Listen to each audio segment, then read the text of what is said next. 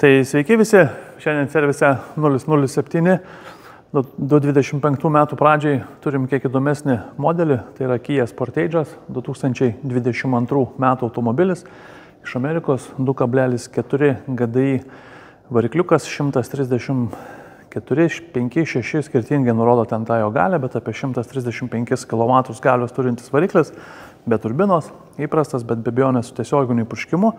Variklio kodas yra G4KJ. Tai šiam automobiliui sumontavom kokybišką Landirenzo dujinės įrangos sistemą, Landirenzo Omegas Direct versiją.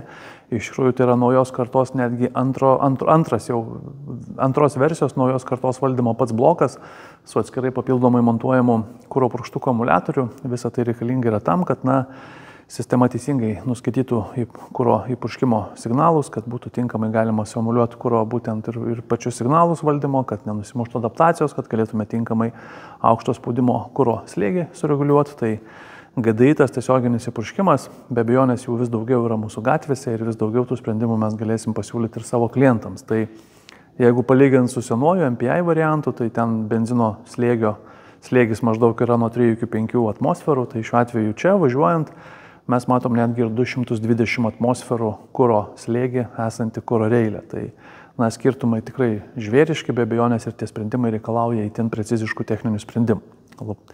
Apie juos labai trumpai pabandysiu ir papasakoti. Tai Landirenzo Li10 Turbo Oversize reduktorius mums puikiai žinomas, suprantamas ir visur montuojamas. Pakankamai tvirtai, patogioj pakankamai vietoje, niekam netrukdo, niekam nekliūna, lengva prieiti aptarnauti. Tikrai labai gera vieta. Šiaip iš principo vienas turbūt stabiliausiai dirbančių ir mažiausiai problemų keliančių dujų reduktorių rinkoje. Dujinės fazės filtrą sumontuojam specialiai su surinkimu, kolbata vadinama, tam, kad kiek įmanoma daugiau dervų surinktume ir apsaugotume pakankamai jautrius kuro kokybei Landirenzo Girs dujinius purkštukus. Tai iš esmės visi greiti ir tikslus purkštukai yra pakankamai jautrus kuro kokybei. Tas kuras mūsų degalinėse dėja nėra toksai, kokio mes jo norėtume, todėl sprendimus tam tikrus darom, kad kiek įmanoma jos labiau apsaugoti. Slėgio daviklis taipogi čia prieš nosį, atskirai nuo dujų reduktoriaus sumontuotas OMB BFC skystos fazės filtras bei dujų vožtuvas. Dujų purkštukai po variklio dangčiu, dangtis nei kiek nepjaustytas, gražiai truputėlį pakeltas savo tvirtinimo vietose.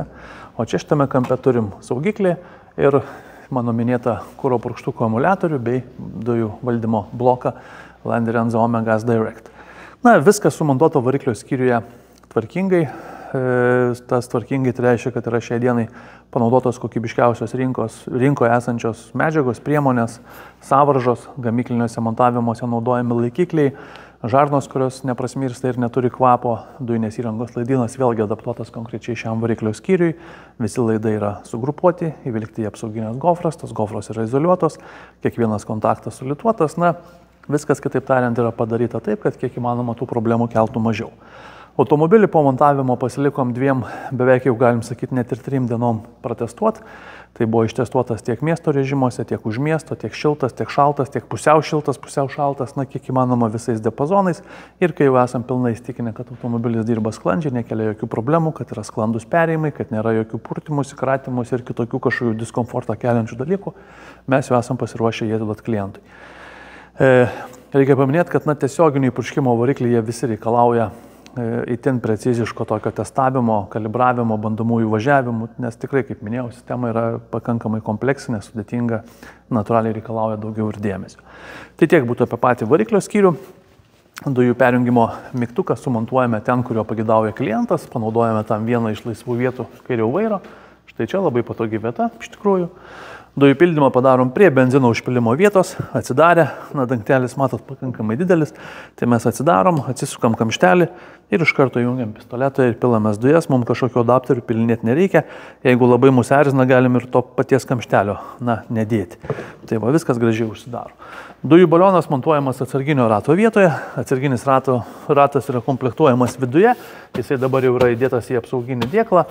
O reiškia, jo vietoje turim sumontuotą net 80 litrų talpos dujų balioną atsarginio rato vietoje, į kurį mes pildysimės apie 60-64 litrus priklausomai nuo degalinių fiziškai kuro jau pačioje degalinėje. Tai tikrai pakankamai solidus kiekis, jo labiau, kad ir benzino bakas čia yra labai panašaus dydžio. Tai va, tai tiek apie Kia Sportage modelį. Jei kažką panašaus vairuojat, drąsiai kreipkitės, mielai padėsim. Tikrai Kijos puikiai važiuoja dujomis ir tarp kitko labai geromis benzino sąnaudomis. Tai klientas galbūt po 1000 km papasakos, kokios jos yra, bet prognozuojama apie 1,5 litro benzino visą kitą dujomis. Tai tikrai labai geri skaičiai, ekonomiškai naudingi skaičiai ir tikrai tokią sistemą sumontuoti verta. Tai va, tai tiek. Ačiū už dėmesį.